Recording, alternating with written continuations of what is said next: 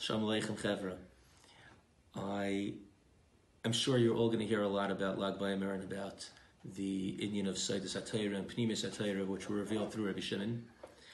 But there's another aspect of his life that I've been thinking about that I think is worthwhile to bring out. He's celebrated for revealing the deepest secrets of the Torah to us. But we often forget about what brought him to these levels, that he was even able to do that in the first place. If we learn the Gemara in Shabbos, as many people do, it describes that for 13 years he was in a cave, working on himself and developing.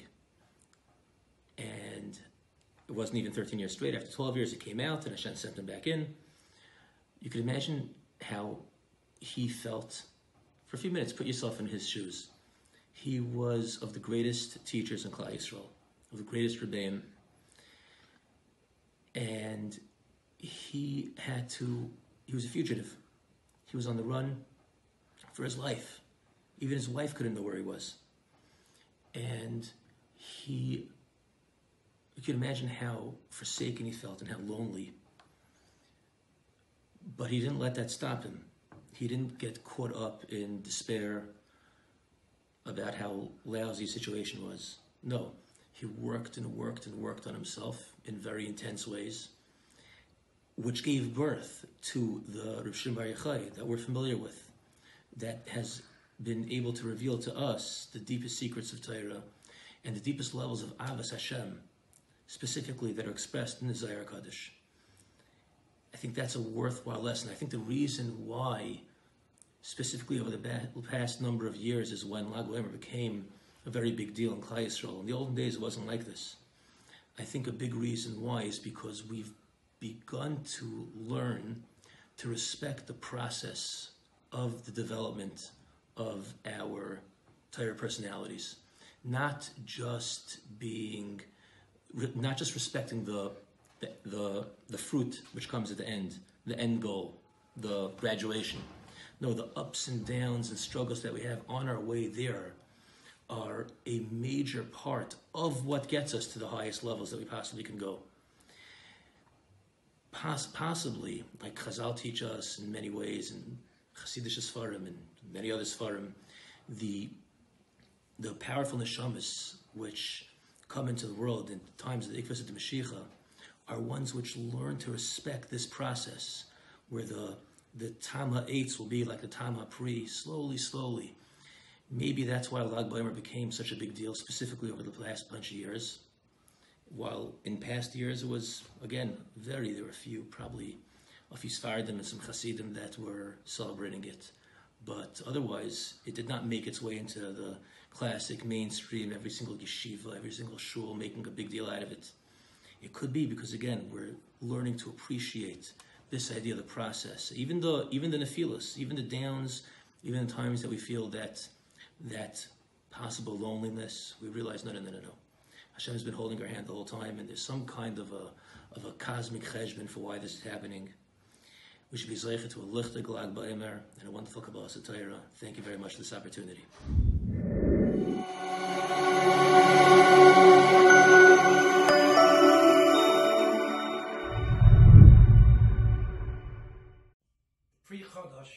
Asks a very simple question. Why do we celebrate Lag BaOmer? After all, yes, it's true the Talmidim stopped dying, but of course they stopped dying. None of them were alive anymore. Why is that a reason to celebrate? Yesh ledaktik, he says, b'simcha zu. What b'simcha mazu wesa? What is this simcha if they're all dead already? So he explains, the simcha is not that they stopped dying. The simcha is that Rabbi Akiva went out and found 5 new Talmidim. When you think about that, it's absolutely amazing. That Rabbi Akiva had seen 24,000 Talmidim die. You would expect him then to give up being a Rebbe. It wasn't very successful. Now he should move on. Maybe become a car mechanic. Maybe become an accountant, an actuary. But no, Rabbi Akiva doesn't stop. He's not Miyayish. And what a powerful lesson for all of us. Just because things don't work out, you don't give up. You continue. You persevere. And that's what Rabbi Akiva did. And throughout the Doros, Klal Yisrael have also done that. Not so long ago, after the Holocaust, look what Klal Yisrael did.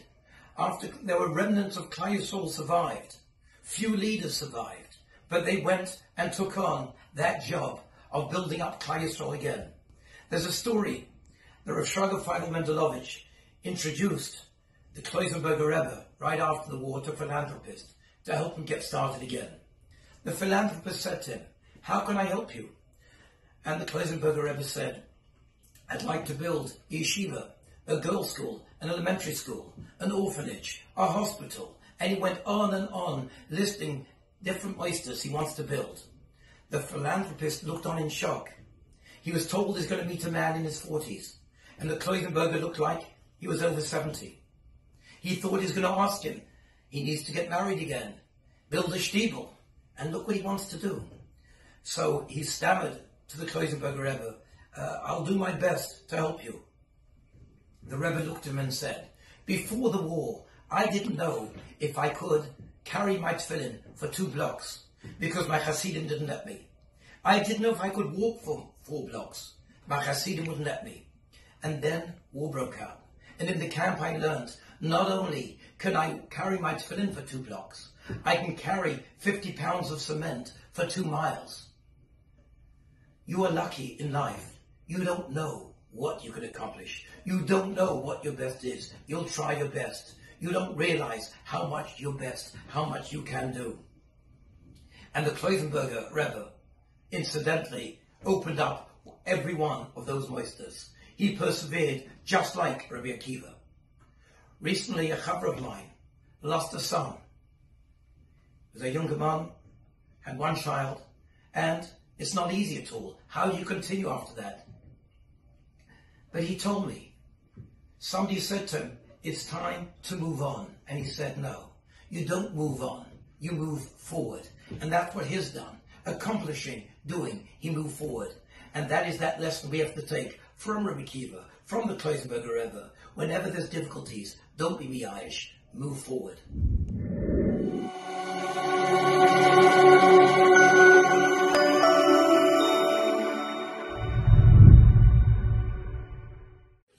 As we get ready for Lag BaOmer in another week and a half, if we look in Shas, we will not find anything about Lag BaOmer in Shas. The Gemara in Yevamos just discusses the Talmidim of Rabbi Akiva dying during this time of year, and some Rishon in the Meiri on that Gemara in Yevamos says, Lag BaOmer, they stopped dying. But the question is, where did this all come from? What's the simcha on Lag BaOmer that we find in our day and age? It goes back 500 years. The Arizal was really the one. He went to Meron when he was in Sfat, he felt the need to go to the mountain over, to go to Meron to dance on the yard side of Rav Shmuel Bar Yochai on Lag BaOmer. So what exactly is the simcha? What did the Arizal realize?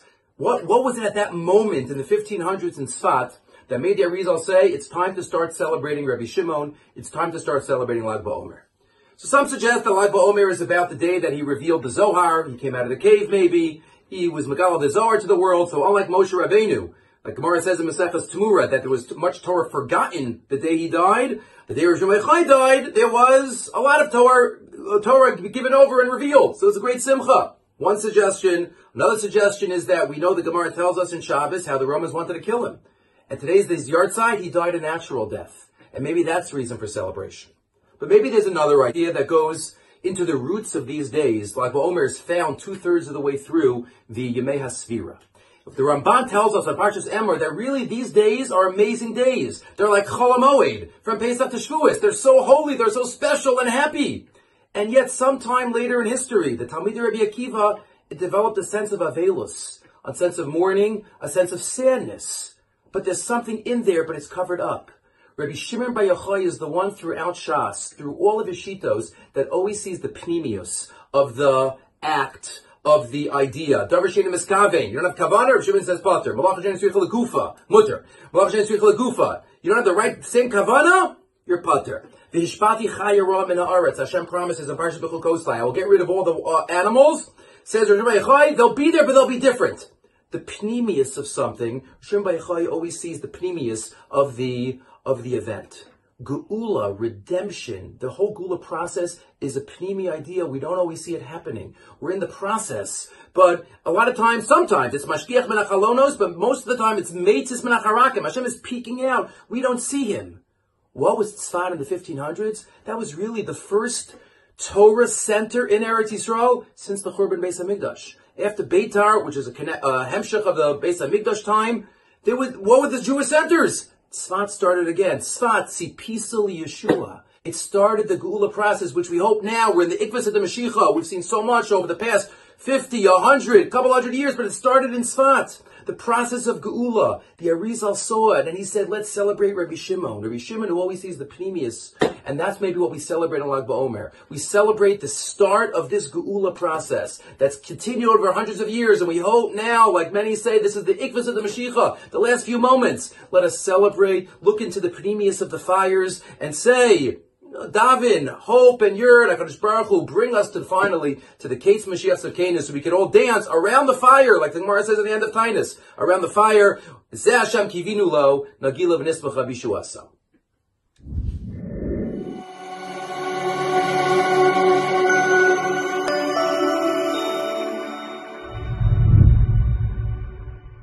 Four Tanoim, each of them saw the same sight.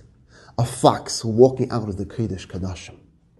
Three of them cry. Rabbi Akiva sees something different.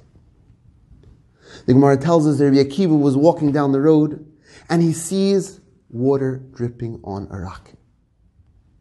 If I would see water dripping on a rock, it would be that and nothing more, water dripping on a rock. Rabbi Akiva sees those drips of water making a small impression and a deeper and deeper impression.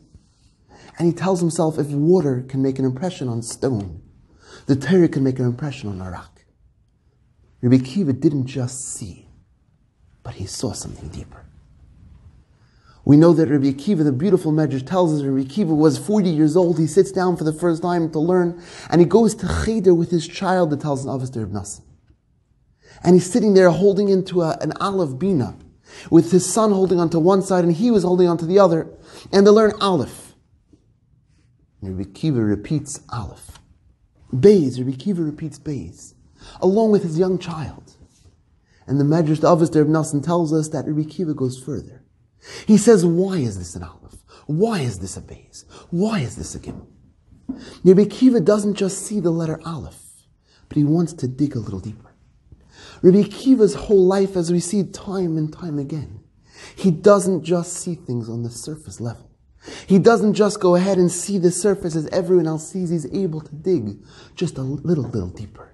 The Gemara tells us, Rabbi Akiva darshan tilim shel halachis on every kite and every crown of a letter. What's a crown? What does it mean? Every S in the Torah, Rabbi Akiva darshan. What does the word S mean? Rabbi Akiva saw something deeper. The name Akiva itself comes from the word akev. Akev is the heel. The heel is the part of the body that supports the whole body, yet it is not seen. That was Rabbi Akiva. He was able to pull out of everything what was deeper, what was beyond, what was underneath the surface, but in truth is supporting everything on top. Whether it's his learning, whether it's his life, or how it means to treat another person. Rabbi Akiva is able to look at an entire Torah which is filled with so much chachma, so much wisdom, so much beauty, and what can he say?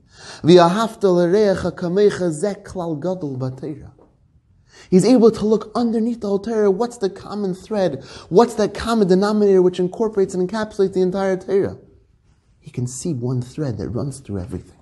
Whether it's the mitzvah of paraduma, whether it's the mitzvah of sukkah, whether it's the mitzvah of midas and mishkalis, he understands there's all something beneath the surface. Rabbi Akiva's 24,000 Talmidim were nifter during the time bein Pesach la'atzeres, bein Pesach and Shvus. Shleinagu kavod zeh b'zeh. I look at another person, he's different than me, he has a different nose, he has a different hair color, he has a different skin color, he seems to be different. Rabbi Akiva is telling us, when you look into the core of the person, you look beneath the surface, you'll see how much you have in common. And you can see how beautiful that other neshama is. It brings you to Ava. Rabbi Akiva's lesson always is, don't just be satisfied with viewing things on surface level, but dig a little deeper. When did they stop to die? The Rama tells us they stopped to die on Lag BaOmer. Lag BaOmer is easy as Gal. Gal means to reveal. Let's see something beyond that which meets the eye. We got to look beyond. We got to be Gal Einai Ve'abita. David HaMelech was mispal Gal Einai Ve'abita Neflois Mitayazecha. There's so much deeper to be seen. David HaMelech David's in Tehillim Kapitel Kuf Yates. Open up my eyes and let me see those hidden things. On a day of Lag BaOmer, it's easy as Gal, which is to reveal. We can be misak in all that Rabbi Akiva's Talmidim were missing out. Rabbi Akiva taught us this crucial and most important lesson: don't just look at the surface.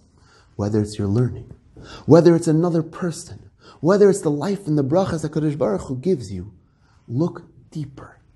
Gal Einai V'abita, we have to daven with all of our heart. Open up my eyes, HaKadosh Baruch Hu, V'abita Neflois M'Terasecha, and let me see those hidden things in the Torah. Lag BaOmer, it's 4 weeks and 5 days in the Omer. The gematria of Gal Einai V'abita Neflois M'Terasecha is Arba Shvuos V'chamisha Yamim BaOmer. It's that very message. The day of Lag BaOmer is the day where Mispal Gal, open up my eyes. The Talmidim died, they looked at the surface, my friend is different than me. Leinagu kavod zevazeh. Whether it's in learning, whether it's in life, whether it's a chaver, whether it's an event or an occurrence that happens, we must always dig deeper and find the buried treasures hidden within.